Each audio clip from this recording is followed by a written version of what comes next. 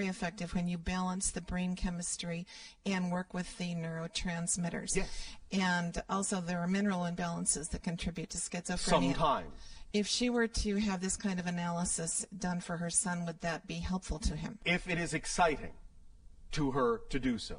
At the same time, we are also accomplishing much of the same thing in what we have actually just given her, but in a different way. All right?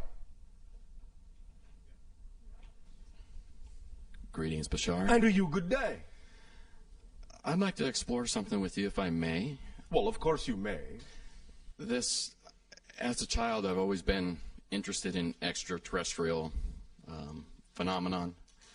Even though my parents weren't interested in it, I was just always gravitated towards it. It is my excitement. Yes. And well, many of you have extraterrestrial lives, and because you are not forgetting as much of all of who you are, many of you relate to the idea more quickly than the other generation does. I am aware of the incarnation that I have as a dolphin going on Sirius concurrently. But really my question is about 5 years ago, there was an experience that's kind of spun my wheels for a while. Spun your wheels, all right. And this incident happened with my girlfriend. We were living together, and one evening her allergies were acting up, and so she said, well, I'm going to go sleep on the couch so you can get some rest. And in the middle of the night, I woke up, went out to the couch, and she was gone. Yes. Blanket, pillow, everything was gone. Yes. And I was like, well, where'd she go? Yes. And a natural question. And my son happened to be visiting his mother that weekend, so he was gone. Yes. And so I thought maybe she went and tucked herself into his bed. All right. So I went by the door, and it looked like there was someone under the covers, but it ended up being all my son's stuffed animals that were piled under there. Oh, all right. So when I saw it, it appeared that there was somebody in there, and being she likes to pull the blanket over her head, I'm thinking, well, she just went in there, and so I went back to bed. Well, when I got up in the morning, she was on the couch. Yes. I was like, what are you doing back out here? She said, what are you talking about? I've been here all night. I said, no, you haven't. So I got up in the middle of the night, and you were gone. Yes. And I believe, for whatever reason, you know, per her agreements and stuff, that she was interacting with extraterrestrials. Yes. And I was just wondering if you can elaborate a little bit about that specific incident. She was. Okay. Is that little bit enough? If there's anything more, that would be good. But does she understand that she has hybrid children? Yeah, well, yeah, she does. All right, then. She was interacting with those children, helping to train them for the upcoming assimilation agenda. That makes sense. Yeah, because she loves children, so that definitely makes sense. And as far as my own passion and my own joy, yeah. You know, I'd like to have my own contact, and I know that on the timing of these things will occur when they need to, and many of you have already had certain kinds of contact that you simply don't remember yet because it's not time for you to remember them. Yeah, I've had several instances. I just don't remember the full details of all of them, yes. But I know there's been numerous ones in the last 6. Yes. So when you think you might be able to land, and we can chat. Us specifically? Yes. Sometime after your year of 2033. Okay. All right. There will be open contact before that with another species. We will not be the first to make open contact with your planet. Another hybrid civilization will. Those that we have referred to as the Yael. Okay. All right. Thank you, Bashar. Thank you. Bashar? Yes. We had a question from one of the News for the Soul listers regarding what you would like to share with us about what may be coming in the next year and what we perhaps can anticipate. As we have said, your year of 2010 begins what we have called the span.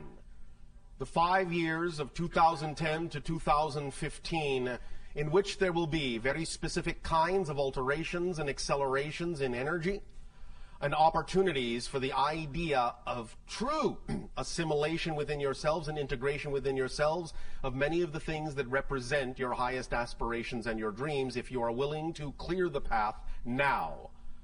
The idea being that you will begin to see many things come to light that have been hidden, and by your year of 2015, and we are again not saying exactly how this will come to light, but by year of 2015, the majority of the people on your planet will know beyond a shadow of a doubt that extraterrestrial life exists. And from that point forward, things will begin to accelerate in an extremely different way. But during this span, from 2010 to 2015, is your highest opportunity to ride the crest of the wave that we have talked about now for many, many years, as the threshold of 2012 pulls you like a magnet toward it, and as you cross it, and your momentum carries you all the way to 2015 through the span. This is your opportunity to tip the scales from negative to positive energy in your own lives personally by taking advantage of either the techniques we have talked about or the permission slips you have been given by your guides or others to really streamline and fine-tune the high frequency vibration you can be. For as we have said in the past, and now more than ever, as you accelerate your frequency, as you upgrade your frequency, the slightest deviation, the slightest thing that is not aligned with the highest frequency will cause the entire mechanism to grind to a halt until you integrate it and rev it up again. You cannot now. You are becoming so highly refined, you cannot now stand even the smallest particle of misalignment, or the entire thing will simply come crashing down. And you will have to pick up the pieces and reintegrate. Again, you can get good at this. You can get faster and faster at this. But the idea is that through the span, there is very little leeway. It is, as we have already discussed with someone, like walking the razor's edge. The slightest deviation to one side or another will catapult and spiral you off in a direction that will allow you to experience cycles that you may no longer wish to experience.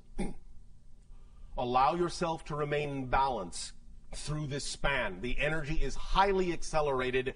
You can, in a sense, no longer afford a large window of sloppiness.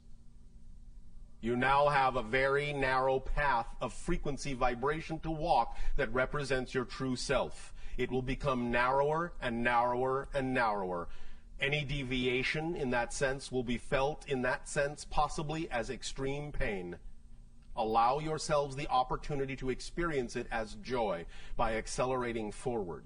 Again, this is not set in stone. Each of you are different. It will happen differently on a case-by-case basis, but we are talking about the general collective energy and how you can take advantage of that collective wave and ride it.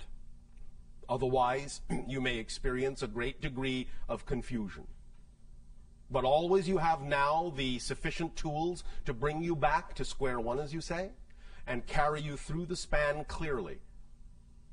In that time, many things will crystallize. Many things will come to light. Many secrets will be revealed on different levels of what you call government agencies.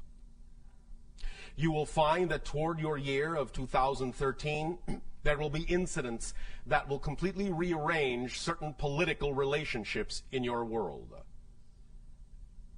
Some of these will be positive and some of them will be negative.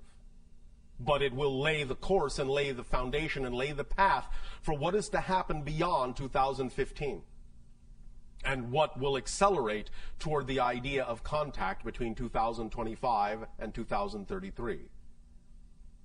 But 2010 is the starting line. Allow yourselves to stay cleanly on the edge, in balance, with every opportunity to integrate that you can take, with verve and vitality and joy and excitement and love. That is our suggestion. I think I'll take that to heart. Please do so. For it is within the heart that you will find all the answers that you need when you actually know what the heart is truly saying as opposed to what sometimes the negative beliefs will surround the heart with to muffle its message. Ha'atu. Ha'atu. I'd also like to wish you, along with everybody else in the room, a happy birthday, because we know that your birthday was just a few days ago. As it corresponds to your calendar, yes, thank you. Right. And we wish all of you happy birthday, since today you are born anew. Yes.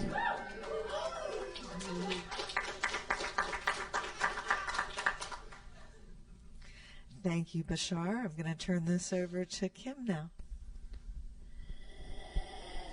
Hello, Bashar. And a you good day. Recently, I was doing a cleansing fast. Yes, sir. And on the third night of this fast, when I went to sleep, I had an experience which was different than any other sleep experience I've ever had. It did not feel like a dream. It felt like a complete shift into an alternate reality experience. Right. Thank you. I had absolute and full recall of all of the things in this reality. Yes. I was able to remember the past. Yes. And, I mean, I had a computer with writings that I'd done. I had a whole life, a family. It was just a totally alternate experience, but it was still in this body, or in a body similar to this Understood. body. And since then, I've had a couple other ones which I had a little bit less recall of. All right. But I was just wondering what exactly not so much the purpose, because they were enlightened, they were pleasureful and enlightening in and of themselves, but if that's something that's occurring all the time, if I just had recall on that day because I happened to be, like, my system was more clean, or what the... Yes. When you align yourself to higher frequencies, it is easier to perceive things that are relevant to those higher frequency domains. This is why, again, we say you cannot perceive what you are not the vibration of. But when you are the vibration of those things, you can perceive into realms that are heretofore invisible to you. And become aware of more of what you're all doing in different dimensions all the time right now. You become more aware of the grander life that you are living on multiple levels holographically and simultaneously. As you integrate more of yourself on Earth, more of your personality components, and become a more holistic being and raise your frequency, you become more aware of the holographic components of your greater being as well. No surprise. I understand. Now, then my question, I guess, is this Earth that we are in? Right now, right here? Right now, right here. As opposed to the one that was here a moment ago? Correct. All right. As opposed to the one that is here now? Yes. Oh, all right. What I meant is this, let's say this general apparent continuum. Yes. Is this the ground zero, so to speak? And I'm like, the dimension that I've experienced and shifted into, is that an overtone of this one? Or are they all, like, for example, does that version of me that exists in that reality experience this one as a fundamental or an overtone of itself? It depends. Sometimes it can experience it that way. Sometimes what you are calling ground zero is irrelevant to those realities, and they have no reason to perceive them. Aha. I see. So Makes sense? It's on a basis of relevance. Yes. I see. That is why we say anything is possible. The real question is it relevant to your reality? Uh-huh. Okay. Does that help you? That does help. On a second question, yes. Or actually more of a comment. Yes. A few years back now, actually, we had a private conversation where you told me to that it would be fortuitous, I believe was the word you used, to play the Hong in China. Yes. And I recently had that opportunity, and thank you. I got to play in the People's Hall, which was probably the very first time a Hong has been inside the People's Hall. Very good. It was really a lot of fun. Yes. And I was wondering if there are any steps that you'd recommend, further action on this. Only by the allowance of your synchronicity, what was created that way, other things can be created in a similar fashion. There is no more methodology to say other than that which you've already used to bring about that manifestation as well. So just really relaxed. Yes. Okay. Did the people enjoy your performance? They did. They thought you played well. I think so. That means you were well hung. It was only a matter of time before you made that pun, Bashar. Yes. But this was the correct timing. Indeed. Indeed. All right. Okay, great. Okay. Final question. Yes. June 6th, 2012. Yes.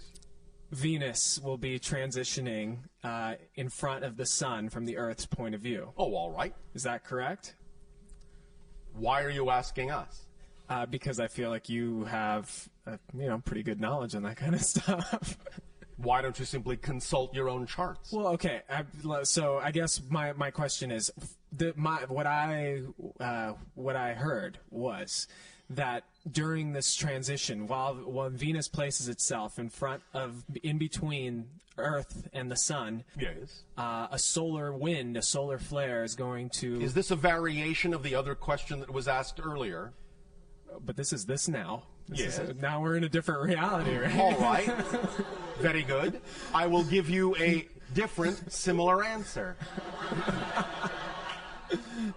Go to the answer we already gave concerning everything that has to do with 2012, the last night of your time. I see. Thank you. Okay. All right, thank you.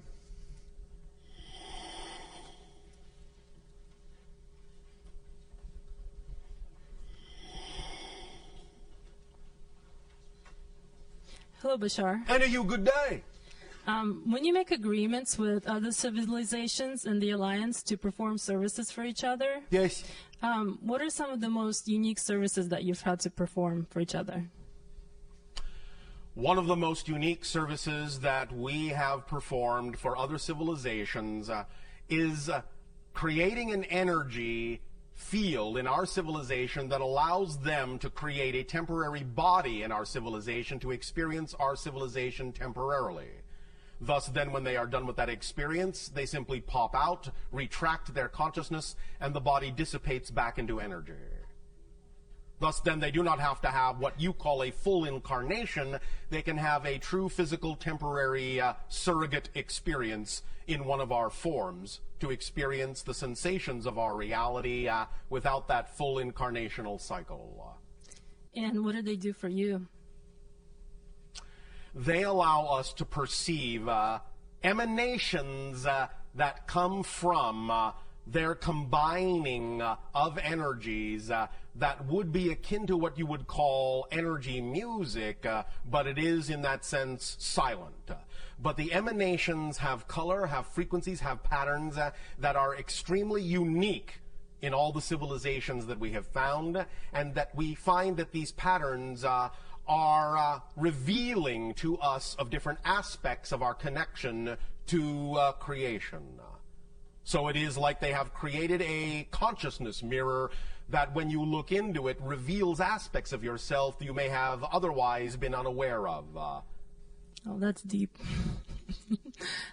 Also, when you help bring other civilizations into the Alliance besides us, what are some of the contact methods that you use with them? Because I imagine that their situation is probably very different than ours. Oh, yes, of course. There are many different contact methods per se.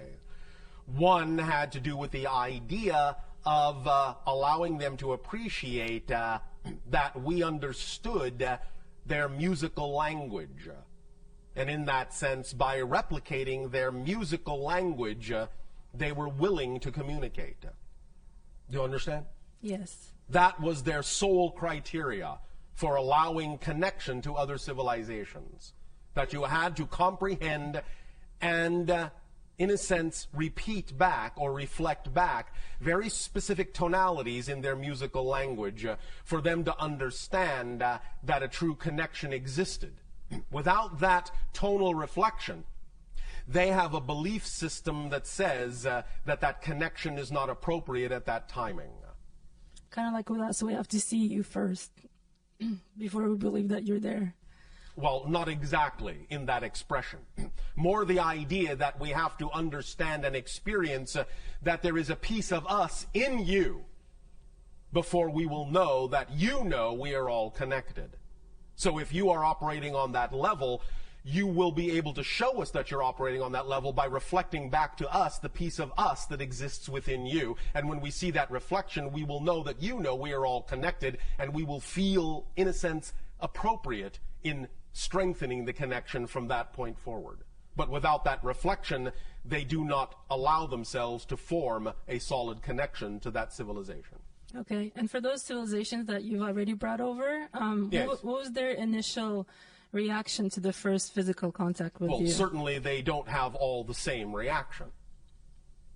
You understand? Right. It depends not only on a civilization by civilization basis, it often sometimes depends on the individuals that are first contacted and how they relate to their civilization. But generally speaking, open contact does not really occur until there is at least some measure of coherency and cohesiveness in that civilization. Thus then, even though there are a variety of ways that individual civilizations may respond to first contact, we only make that contact when we now know that the response will generally be positive and beneficial for the entire civilization. Nevertheless, one example of open contact was all individuals in that civilization all at once lying down on the ground facing skyward.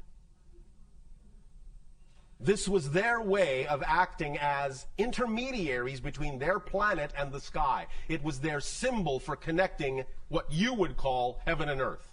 So when we appeared and they recognized that the timing had come for them to connect to beings from the stars, they all lay down on their backs and looked up at the sky as an expression of gratitude and thanks and readiness for acting as intermediaries between their world and the stars. Nice. Okay. One more thing. Yes, sir. You said that you learned from the Thuk how to make people forget that they met you. Yes. How were you able to figure out that they had this ability if you can't remember having interacted with them?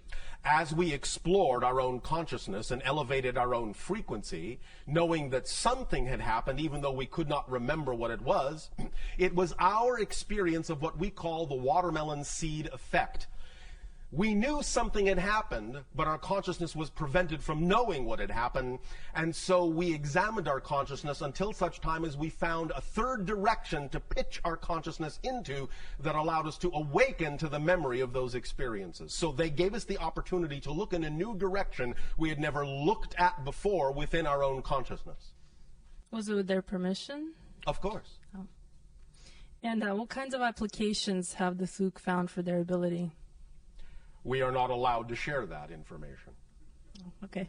Thank you. All right, thank you.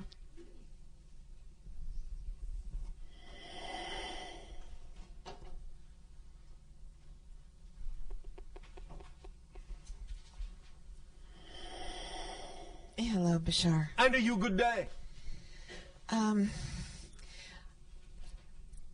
have been frustrated for a number of years by by the tremendous gaps and blanks in the history that we have access to Yes. in the public sense. Yes. And if you really get into it, the more you get into it, the more you realize so much of it makes absolutely no sense at Yes, all. well, there are many, many, many things that have happened on your world that most of you are completely unaware of, historically speaking. Well, my first question is, and forgive me, I know you've been doing these transmissions for such a long time, and you've probably answered this question in is all some right. way It is before, all right. but okay, I'm not familiar. So, That is all right. is there, do you know of any reliable account that's accessible of that explains what happened since the development of the first hominid on the planet? I mean, what were the first? Can you talk a little bit about the first waves of migration or invasion of this planet, and of those civilizations that came? I suppose, I imagine there were several. Many millions of your years ago. And there were what have been loosely referred to in one of your ancient languages, Sumerian, a civilization known as the Anunnaki.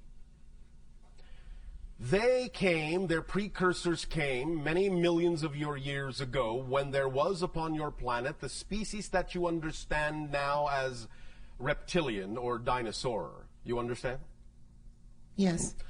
They took some of the genetic material of those beings and blended it with their own to create a kind of bipedal, hominid appearing type of being that many of you now recognize as reptilian extraterrestrials. But they do not interact with you in the way many of you have been taught to believe that they do. They were the first species transformed upon your planet long before what you call your own hominid species developed.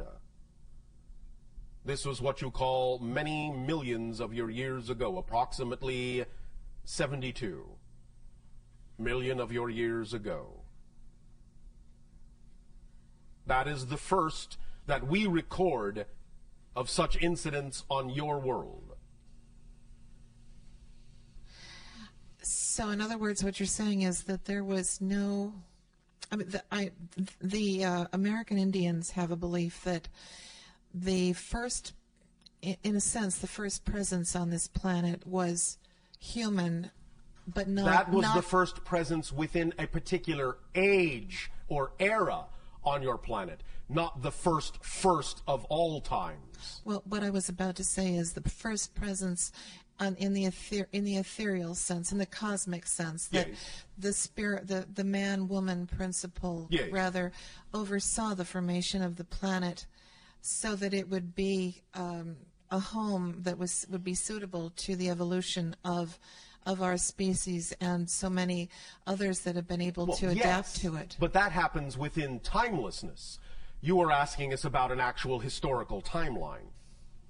So, in other words, your spirit is timeless. It exists eternally, always has, always will. There is no timeline to that. And so your spirit in that sense, your consciousness in that sense, what you wish to call your soul, witnesses the creation of everything. And the understanding of how its connection to everything will eventually play out in some form of space-time historical linear fashion. Okay, so following this along, in other words, there was no creature that evolved eventually into hominid. Not on its own. On its own, before these other the Anunnaki arrived. Is that right? Correct. Well, why is it then that there are footprints, there are petrified, yes. preserved footprints in existence where a human footprint yes. coexists in the same space, obviously made at the same time as the dinosaur yes. footprint yes. that is surrounding it, that they must have been made at the same time.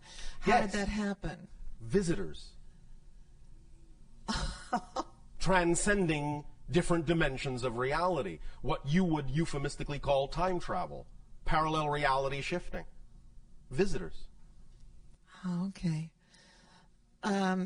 That's amazing. Even okay. some of you, from your own future, visiting a parallel reality past that happens to be yours.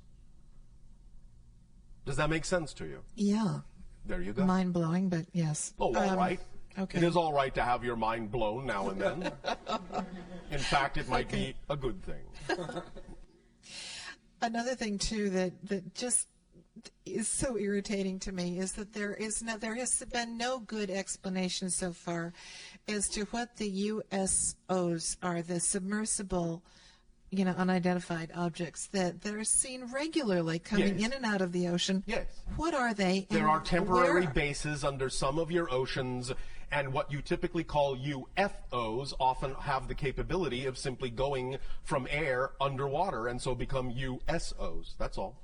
But what are these bases? Are they actually in underneath the ocean floor, or are they bases that exist in the water? Where do they go?